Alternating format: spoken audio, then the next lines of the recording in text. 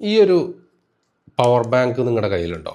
ആങ്കറാണ് ഈ brand. ആങ്കറിൻ്റെ model number ഞാൻ വായിച്ചു തരാം. A1647 എന്ന് പറയുന്ന ഒരു മോഡൽ നമ്പർ പവർ ബാങ്കാണ്. ഇത് ആമസോണിൽ നിന്നാണ് ഞാൻ പർച്ചേസ് ചെയ്തത്. ഈ ഒരു പവർ ബാങ്ക് നിങ്ങളുടെ കയ്യിലുണ്ട് എന്നുണ്ടെങ്കിൽ നിങ്ങൾ സൂക്ഷിക്കണം. കാരണം ഈ പവർ ബാങ്ക്, ഈ ഒരു മോഡൽ നമ്പറിലുള്ള പവർ ബാങ്ക് ആങ്കർ പിൻവലിച്ചതാണ്. അതായത് അവർ റീകോൾ ചെയ്തതാണ് ഈ ഒരു മോഡൽ. അത് അവരെന്തൊരു ടെക്നിക്കൽ ഫോൾട്ട് അവരുടെ മാനുഫാക്ചറിങ്ങിൽ സംഭവിച്ചു എന്ന് പറഞ്ഞിട്ട് ആ ഒരു മാനുഫാക്ചറിങ് ഇതിൽപ്പെട്ട സീരീസിൽ പെട്ടിട്ടുള്ള പവർ ബാങ്കുകളൊക്കെ തന്നെയും അവർ പിൻവലിക്കുന്നതിൻ്റെ ഭാഗമായിട്ട് ഇത് പിൻവലിച്ചിട്ടുണ്ട്.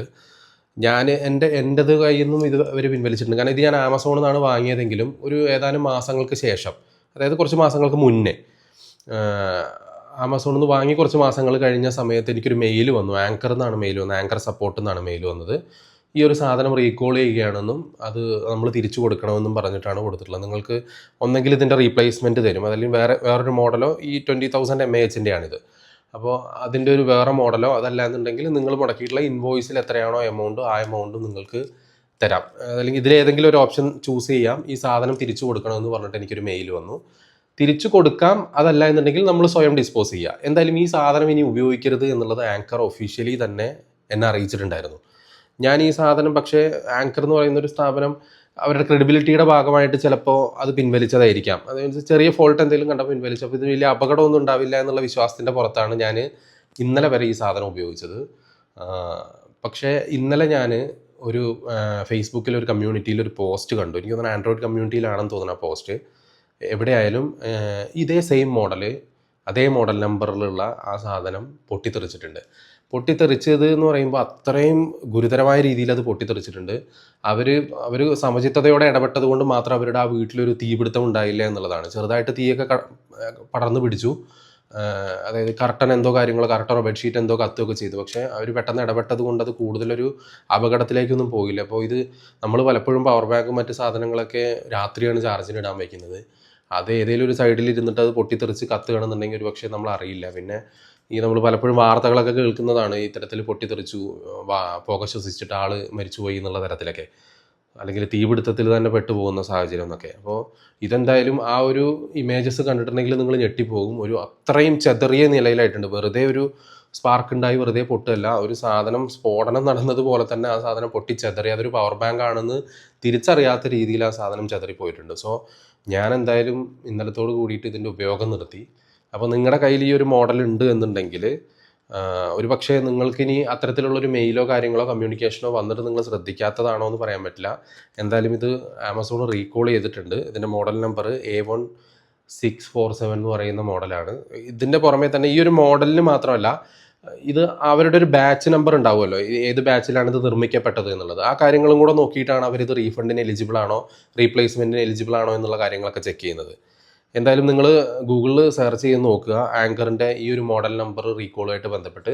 എന്നിട്ട് നിങ്ങളുടെ കയ്യിൽ ഈ മോഡൽ ഉണ്ട് എന്നുണ്ടെങ്കിൽ ഡെഫിനറ്റ്ലി അതിൻ്റെ ആ ഒരു പ്രോസസ്സ് നിങ്ങൾ കംപ്ലീറ്റ് ചെയ്യുക. നിങ്ങൾ മെയിൽ വരുന്നത് കാത്തിരിക്കേണ്ട കാര്യമില്ല. ഇനി മെയിൽ വന്ന് വല്ല സ്പാം ഫോൾഡറിൽ കടന്ന് പോയോ എന്നുള്ള കാര്യമൊന്നും നമുക്ക് ഉറപ്പ് പറയാൻ വേണ്ടി പറ്റില്ല. അപ്പോൾ ഇതിൽ കയറിയിട്ട് ആ റീകോളുമായിട്ട് ബന്ധപ്പെട്ട കാര്യങ്ങൾ നോക്കുക. അത് ഈ ഒരു മോഡൽ നമ്പറും അതുപോലെ തന്നെ അവർ പറയുന്ന അതിൻ്റെ ഒരു ബാച്ച് നമ്പറും കാര്യങ്ങളൊക്കെ വെച്ചിട്ട് നിങ്ങളുടെ ഈ പറയുന്ന മോഡൽ എന്തെങ്കിലും തരത്തിലുള്ള ഫോൾട്ടി ആയിട്ടുള്ള ഒരു കാറ്റഗറിയിൽ പെട്ടതാണോ എന്നുള്ള കാര്യം ഉറപ്പ് വരുത്തുക. കാരണം ഇത് വളരെ അപകടകരമായിട്ടുള്ളൊരു കാര്യമാണ്. ഞാനിപ്പോൾ ഇത് ആ ഒരു വലിയൊരു കമ്പനിയാണ്. പിന്നെ ആങ്കറിൻ്റെ ആദ്യമായിട്ടല്ല ഞാൻ ഉപയോഗിക്കുന്നത്. ഞാൻ ഇതുവരെ ഉപയോഗിച്ചിട്ടുള്ള എല്ലാ പവർ ബാങ്കുകളും ആങ്കറിൻ്റെയാണ്. ഇനി ആർക്കെങ്കിലും വാങ്ങി കൊടുത്തിട്ടുണ്ടെങ്കിലും അതൊരു ആങ്കറിൻ്റെ പവർ ബാങ്ക് ആയിരിക്കും.